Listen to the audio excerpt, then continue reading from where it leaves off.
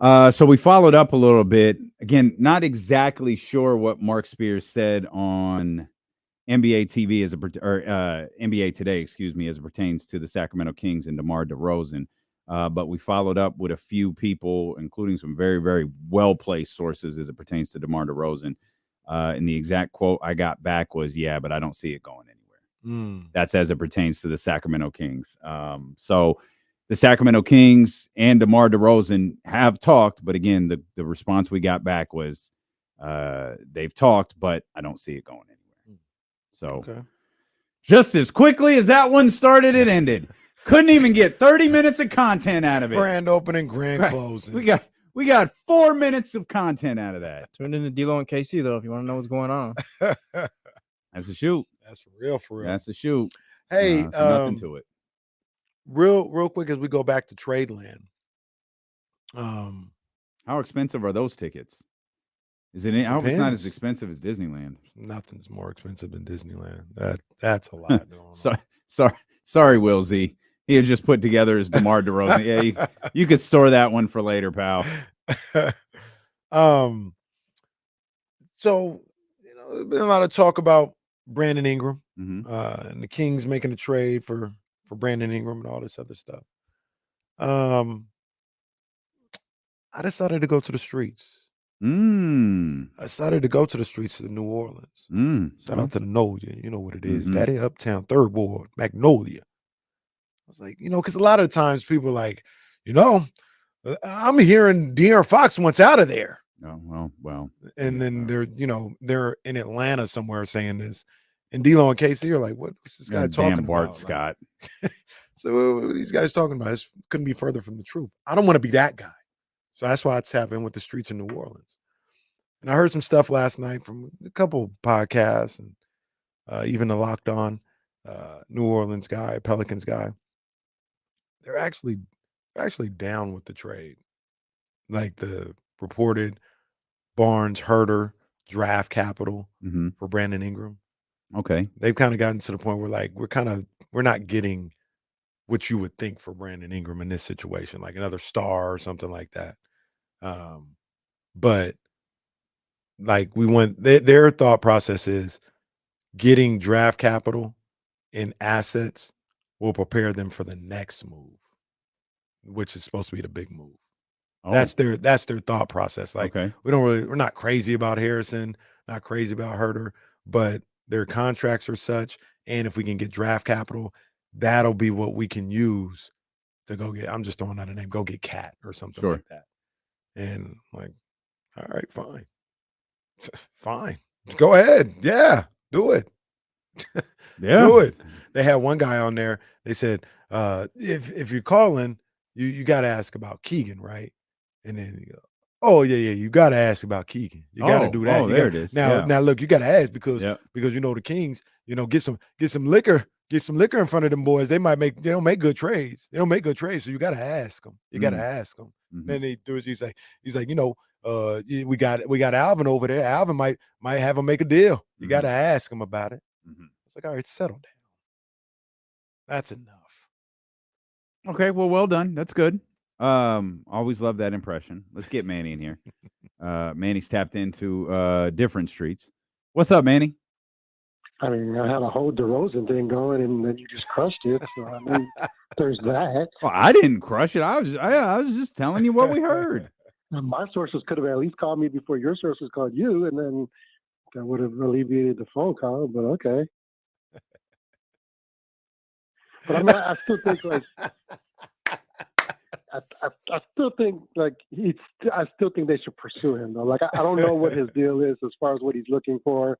I would assume some of it is maybe wanting to go back home, be closer to LA, maybe. But I do think he fits perfectly in Sacramento. There's a lot of things that he brings to the table, even at his age. He's clutch. He plays really good help defense. He rarely makes many mistakes. Like he's very poised out there. He's got a good eye. He like every part of the game that he's good at a little bit of everything.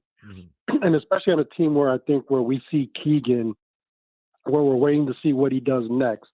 He's not the kind of guy that you would bring in that's going to like overtake him. You know what I'm saying? Like where he's not going to intimidate. Like Keegan will still be able to do what he does, even if it's at a higher level, and DeRozan will find a way to mesh with that. So he's still going to bring you what he brings you and not stunt anything that Keegan would need to be. So I know, like you say, it's probably a dark horse thing, but I would love to see him on the Kings. Right on, Manny. Yeah, He'll man. be with the Heat by the end of the day. The thing I would say about that fit is I'm worried about spreading the floor. Mhm. That's what I really I don't want this team to lose that. I think that is where they play the best and where they're most dangerous. And I wonder if DeMar DeRozan would be able to get that done. I'm not exactly sure how this clip was recorded, Yeah, but I that think we looks- finally Was have it in the rain? Was exactly it- what Mark Spears said. They're a dark horse to get DeRozan. I want to see the Kings do something, make some moves, get back to the postseason. Kings will be back in the postseason next year. We got a move coming soon. Well, technically, they're in the postseason this Yeah, year. Yeah, postseason and playoffs, two different things. let's not do that. All right. It's the postseason. It Instead wasn't of the regular move- season. I gotta Does Mark Spears at the end says there's a move coming? Does that matter at all? no, because I'm exchanging texts with some. It's I haven't heard anything in the last 24 hours. But draft night, that Kuz deal was super close. I don't know what happened. That's what was said to you? Huh. Well, It's gotta be somebody, home. right? Send me somebody. I'm gonna go do a potato sack race now. What the hell is going on? I will say this again. So though. that noise that speaks to, like, Jason Anderson had something on it. The noise around Kuz was really, really loud on draft night. Something clearly cut it off. Turn the volume down. Yeah. Cut the water off, so to speak. Something put an absolute end to that, man. I don't know what it was. You think they asked for Keegan? No, that's ridiculous. You don't Maybe think they these teams are like asking Devin for Carter. Keegan, though? No, but they can't. They couldn't have possibly asked for Keegan and thought that they were going to get him in return. That doesn't. Why, if that's the case, why do teams do that to Sacramento? Like, Sacramento seems to be the only franchise that happens to. I don't know why, but yeah, I don't think it's I don't- far-fetched I to don't- think like these teams like that's where it fell off, because I don't think Monty would be like, oh yeah, I can't give you an extra first-round pick or whatever. I don't think Washington asked for Keegan Murray. What might have happened, they might have wanted the 13th pick, and the Kings might have liked Devin Carter.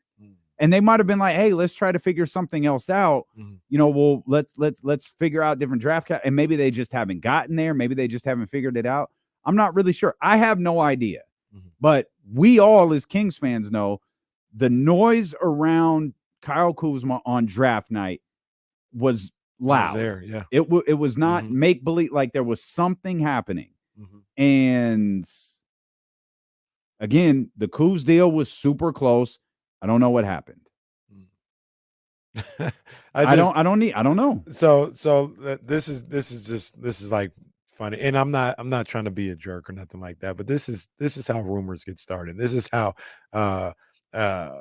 just hysteria happens, right? Matthew's Mattress Chatty House. I'm not going to read all of it because I can't, but he says, Zach Bennett says, is the Rosen stuff legit? Mark Spears apparently said the Kings are close to signing him on ESPN. That's not what he said. Like, everyone is leaving. It's funny. Everyone is leaving out a particular word that he used. Oh, no. Thanks for the update. We're not doing anything here. Thank you, computer. Please listen closely. I swear to God. How do I get this out of the way? This is ridiculous. Here. 24 seconds, please direct your cat. Let's go. They're a dark horse to get DeRozan. I want to see the Kings do something, make some moves, get back to the postseason. Kings will be back in the postseason next year. Got a move coming soon. Got a move coming soon. Dark horse candidate to get DeMar DeRozan. We followed up on that, and the exact quote is, they've talked, but I don't see it going anywhere. I do. And that is from a very, very well-placed person within that squad. the Marks group. I do believe. I'm just of the belief, I guess, that a deal is coming. I don't know who it's going to be for or whatever, but I also like. I don't think Monty's stupid, right? I don't think Like Monty's stupid at all. he's everybody like Monty. Why don't you just do something? He sees all this. Like he sees all that. He knows. He understands the layout of the roster, the layout of what's at stake. He's not just. I don't know what you guys are talking about. I'm not going to do it. No, a move is coming. I think the Devin Carter move to me was a sign that a move was coming. Whether they thought they could still get it done with Kuz or think they can still get it done with Kuz, Brandon Ingram, Cam, whatever. Do you not think the move was the one they made the next day? No, absolutely That wasn't not. it. That was meaning I meant the Devin Carter part. Yeah, I mean drafting. Yeah, I know what you mean. Okay, drafting Devin because you're about to do that with Davion and I think that was part of the offseason plan. Once Devin got there, right? Yeah. I thought that was part of the offseason plan. Might have been part of the plan. Maybe so. Which I don't like because I like Davion Mitchell. But yeah. So it checks out. They move. I agree with Mark Spears. A move is coming. I said it yesterday. I'll continue to say it. I would be shocked, absolutely flabbergasted, if the Kings left this summer without making some type of move, free agency or trade. I think a trade is going to happen more than free agency. But free agency, I don't even know what's left at this point. I mean, I don't think Buddy's coming back. Like I don't know what we're. We're talking about even though, like we said, was said and everything else like Plus that. Plus, that salary might be needed for trade that you're talking about. That's what we talked about yesterday. The free agency, I think, is like I want to say last resort, but that's if no deals can get done. All right, let's see what's in free agency and try to add that way or something like that. But I think if they have the whiteboard in Monty's office, there's probably about 3, 4, 5 potential trades that they're weighing out. Just my opinion. I haven't talked to anybody, but just my opinion. There's like probably 3 or 4 or 5 different trades that they're weighing out the possibilities of if they can get them done or not. The trade that is where their focus is. Weighing paths. Is that what you're saying? Weighing paths. The trade is what they're focused on, though. The trade is where they look like they feel they can improve the roster before free agency.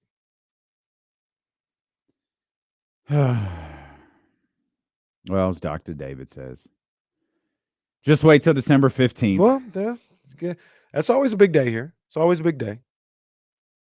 Shout out to Roddy back in the chat. I ain't seen Roddy in I don't know how long. That's a good point. I saw Roddy on like Twitter the other day. Like, where Roddy been? Shout out Roddy. Every now and then I see Rob Dub on Twitter. I don't see him in the chat no more. But well, shout out to everyone in the Twitterverse and in the Matthews Mattress Chatty House.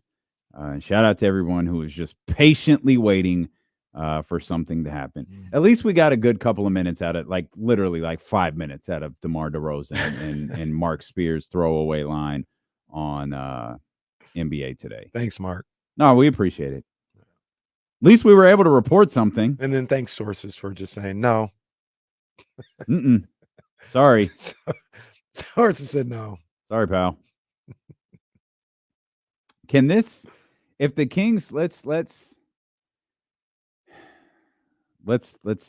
go like worst case scenario, I guess. Let's say nothing happens to start the season. Can the Kings manipulate their current roster to be more effective? Can Trey Lyles start and Harrison Barnes come off the bench and the Kings be more effective? Can Malik start and Keon Ellis comes off the bench and the Kings be like, can you take what you have and go, okay, it didn't work the way we wanted it to last year. How can we take roughly this same group of individuals and make it a more effective unit? Is that realistic, or is that just dumbass? You've really stopped believing in anything, haven't you? I think it is realistic. I think it is. I think because I do believe worst case scenario, nobody new comes in outside of Devin Carter.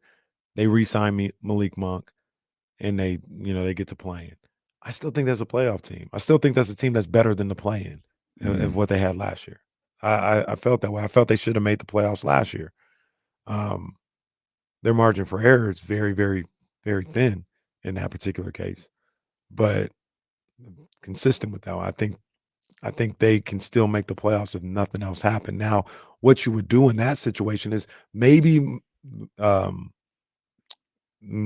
changing the rotation and everything up and changing the starting lineup might be the answer. Malik Monk may be your starting 2 guard in that case, as opposed to Kevin Hurt or Duarte or even Keon in that case.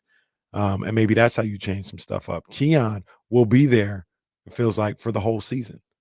And maybe Kevin Herter plays a different role, and he's more of a 3 or part of a 3-guard lineup off the bench or something like that. Can we talk about him for a second? Absolutely.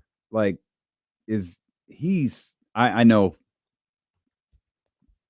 fans might be kind of fed up with Herter's kind of on and off, and even in the first year, like, he went through a streak that was pretty cold. He went through a streak that was white hot too, but he did go through a cold streak that first year. The second one was just bad. It was just an awful year for Kevin Huerter. I don't think that's who he is as a player. Last year, I don't think that's Kevin Huerter. Maybe he's not quite what he was the first year, but I don't think it's what he was last year either. Is it naive, dumb to think it's just a rough stretch for Kevin Huerter? He's been doing yoga, he's been using the Calm app, he's got his mind right, his body's healthy, he's ready to go out there. He's gonna be better than he was last year. Is that ridiculous to think? I don't think so. I really don't think so. I think that you look at Kevin Huerter and what he did last year. It was the worst year of his career. So I'm of the belief he's not going to have another season that bad, right? Like, it may not be what it was 2 years ago, but it's going to be better than what it was last year. And I think we all kind of feel like if he would have just been okay last year instead of just like a negative, that might have been enough. Like, everything went bad for him. Yeah, everything went bad, man. He got hurt. I mean, even to the confidence, all this other stuff. To the bitter end, everything was going bad for Kevin Huerter last year. Yeah. So I do think that he can be better, and the Kings can be better with him if he was on the roster. Maybe I'm being too optimistic or whatever, but I just look at the thing we always talk about and all this. They have averages for a reason, right? Well, he was below his averages. He may be a little better next year to get above the average, so the average balances out. But last year, I don't think was indicative of the player he is. I don't believe. Well, the team itself, last year, I feel like we were spending a lot of time talking about all season, like their identity. Going into the season, do they have one, do you think? Like, are they still going to be searching for that? No. So that's a great question, because I think that's a low-key, really important part to training camp. They need to know what it is going in.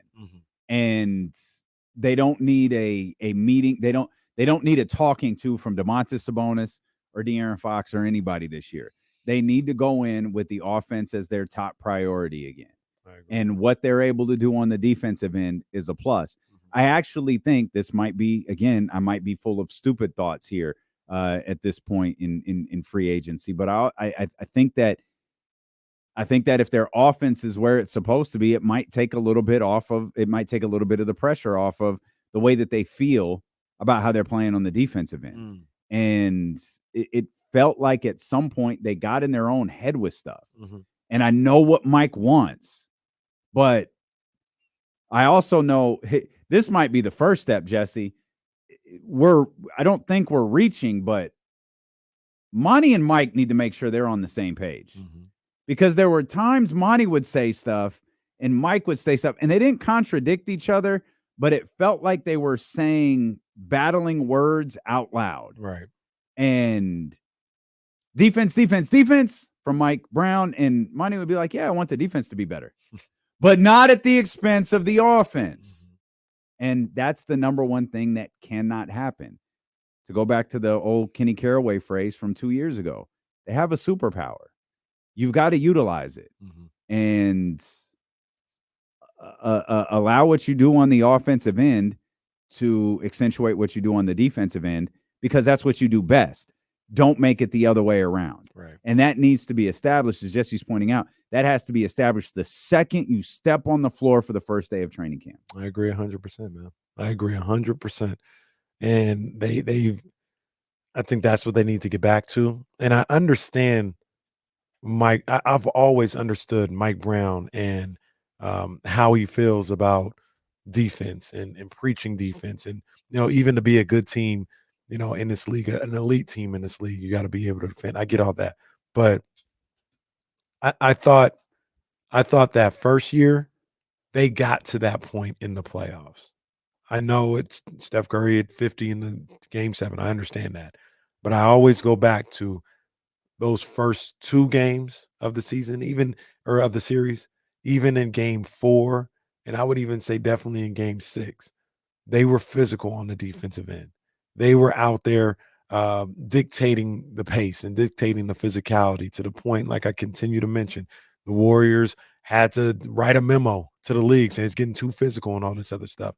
But Mike Brown trusted his coaching and what he had been preparing those guys for and let them get there. It feels like the second season, he said, this is where we have to be first. Like he didn't allow it to progress naturally.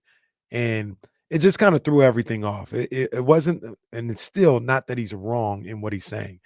Fundamentally, basketball-wise, I understand, and a lot of it I agree with. But you also got to look at your personnel, and you're trying to, what they say, fit a square hole into a round peg or something like that. Like you don't have those type of individuals. And he's probably saying, go get me those type of individuals. Well, it's easier said than done. And I don't even know if that's going to be the answer to your solution. Look at what you have. Look what you may have coming into the roster and see what you can do with that and use their strengths moving forward. And then like you did the first year, get them to morph into something as the season goes along, or take bits and pieces where they can survive on the defensive end while still having that superpower, so to speak, is the offensive end. So I think establishing that from jump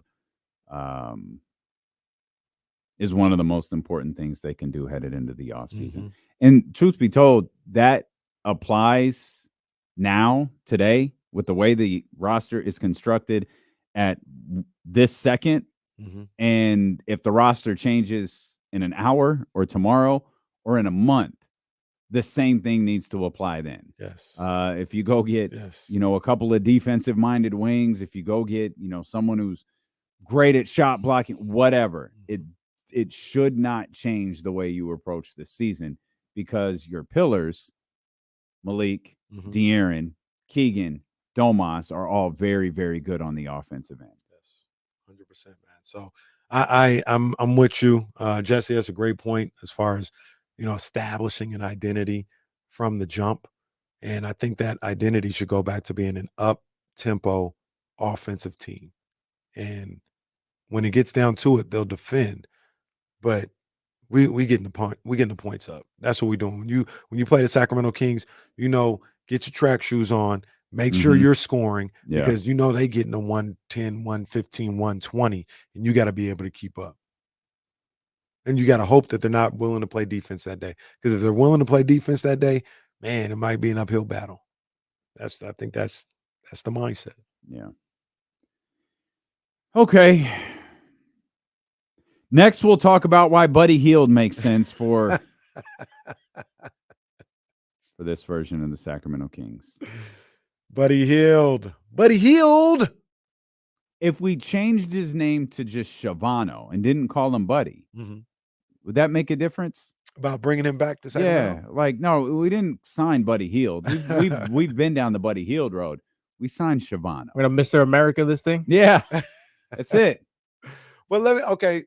I'm not Hulk Hogan, brother. I believed. I was like 8. I believed it. You were like 10. All right, I'm sorry. I don't mean to do that. I'm sorry. I know. I'm sorry. I don't. It's like 29 when Mr. America was out. That's even me. I know the fan base won't go for it. Well, Miss look, P would man. be excited. Well, Byron Cruz would be excited. excited to No, to destroy them in the chat every No, day. That's every the day. excitement. Brian's But, hitting us with the tomatoes. hey, Damn. I'm willing to turn over every rock. Oh, the chatty house. It's not You going can't. well. Yeah, I'm with the Chat House. You No, can't do It's this. not going well. It's not going well. This is going very bad. The chatty house is not for it. I mean, okay. I can't even. I'm trying to rationalize it for the people. Don't want it. The people don't want it. I don't think there is rationalizing it. No, this is going. That went over as bad as it possibly could have gone over. But Miss P is right. We're bored. All right. Never mind. Forget it.